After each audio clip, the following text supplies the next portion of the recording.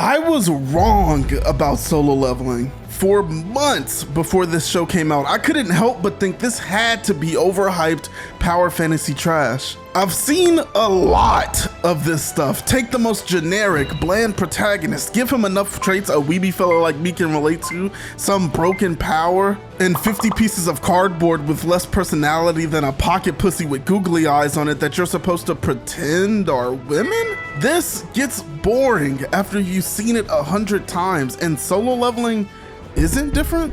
3 episodes in, the main character is damn near unrecognizable. This is the same guy on the cover art. He went from where my hug at to a K-pop model with a chin sharp enough to split the earth in half. But somehow it's good. At the very least, it's entertaining, and I've spent the last few weeks thinking about why. What separates Solo Leveling from the rest of the power fantasy slop? What's special about it? Why should you give it a chance even if you normally wouldn't like this genre? And I think I found the answer. So let's analyze some scenes, break down some characters, and see how Solo Leveling is trying to save this horrible genre. Jinwoo is a hunter, people blessed with superhuman magical abilities, speed, strength, healing. Pick anything you've ever wanted from your favorite fantasy series and somebody here has it. Hunters are tasked to protect the Earth from invasions of Discord mods and scavenge resources from their caves. The only problem is that this nigga is weak as hell. Bro's breaking his knife on goblins. Goblins? Like, that's the tutorial enemy. Like, is he actually making more money from this than a normal job? Bro should really consider retirement. And yet, because of his mother's illness, because he wants to support his family, he tries. Through failures, through near-death experiences, through the belittlement of his own peers. Not one time does Jinwoo hesitate to enter the next dungeon and survive off the scraps that he's able to scrounge together. I think part of that is what separates him, to be honest. He's easy to root for, to get behind. Put yourself in his shoes and tell me you're not doing the same thing to keep your mother alive. So when you see this, a huge, ominous door, a room filled with giant statues, you can't help but yell at the screen, "Don't go in there, that's the most obvious trap ever." What the fuck, you're voting to go in? These motherfuckers ain't never played a video game in their life. 1 hour of Elden Ring gameplay, and this whole situation could have been avoided. Then this fella starts talking about the family he has to get back to, and I can't even feel bad anymore because you already know what's coming.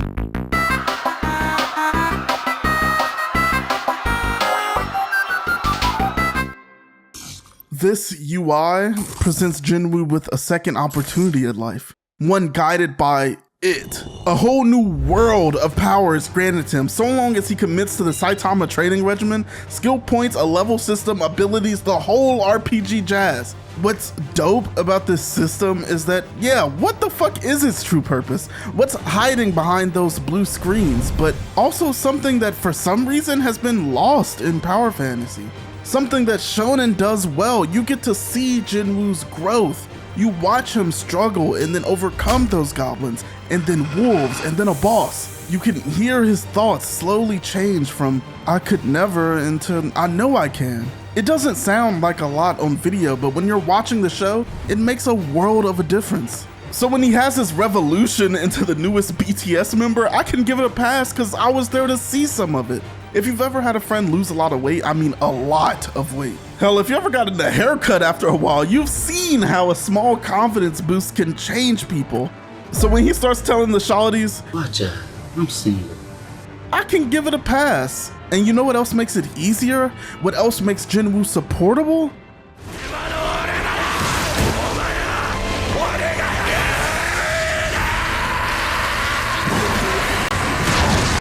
The adaptation. When the voice actor is screaming so hard that he's coughing up blood in real life, it's hard to think too hard about the story. It just is. Solo Leveling is pure fucking hype. The momentum in these fights never stops. The choreography is beautiful, and they're working more angles than Papa John's after Papa John got caught saying the N-word. Allegedly, he said, and I quote, "Niggas love my pizza. They can't get enough of it." And whoop, he vanished like a thief into the night, never to be heard from again. It wasn't a slur. Unlike Papa John's, the angles in Solo Leveling help sell the scale and the stakes. You see Jinwoo sliding down this behemoth of a monster, and it really helps build that David and Goliath feel the show is going for. That energy ramps and ramps and ramps until... And when Jinwoo's on the ropes, that's when the music comes in. Those strings send goosebumps crawling up your arm. The voice actor is screaming his lungs out and the choir comes through, and for a brief moment, you can feel Jinwoo's grief and struggle and triumph. You're able to suspend your disbelief and slowly you start to root for him. Too often now, I feel like we talk about how anime is carried by its animation.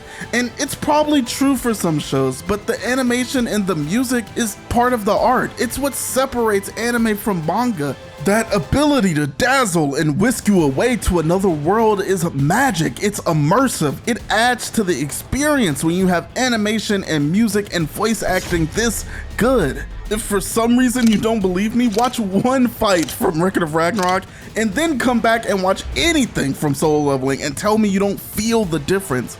And that difference is elevated by the... I think I've learned over the years that simple shows aren't inherently bad. I think as you grow up and move on from little baby shows with no depth, you start to seek things that are deeper, more thought-provoking, more real, and almost start to kind of reject the idea that a simple show can even be good. I love Attack on Titan to death, and when you have a complex story, you need those slower bits to build character and narrative, and sometimes just make everything make sense. Simple shows are bad when they try to pretend like they're more complicated than they really are. I like My Hero too, but the joint training arc in the anime is horrible. What makes it horrible isn't that the story doesn't progress a whole lot or that the arc isn't super complex. What makes it horrible is that every time something happens, you get this. I think I need to make a cannon with my quirk to overcome this battle. Oh my god, whoa, fuck, she made a cannon with her quirk, I don't know what to do. Oh my god, wow, Momo made a cannon with her quirk, she's so smart. I didn't have to rewatch any of this, it scarred me that bad. If you're older than 12, you don't need them to say this shit 20 times. Nothing in Solo Leveling drags ever. Yeah, Jinwoo has desires and character motivations, but he doesn't go around screaming them all episode without ever doing anything.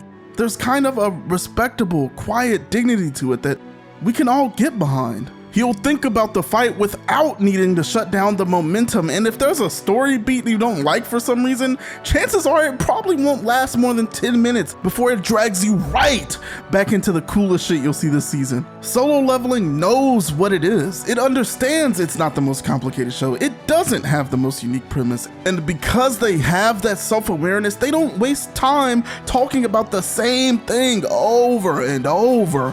The reason why it's in the top 10 most popular manga ever on my anime list is because of that self-awareness. It's unapologetic about what it's trying to be, about what audience it's going for, and the execution is just good. They establish just enough roots for you to care a little bit about Jinwoo. They take your breath away with the animation and the music. Yeah, it has flaws. No, it probably won't be my pick for anime of the year, but if you like action, if you like hype, if you've ever liked power fantasy, I think Solo Leveling deserves a shot.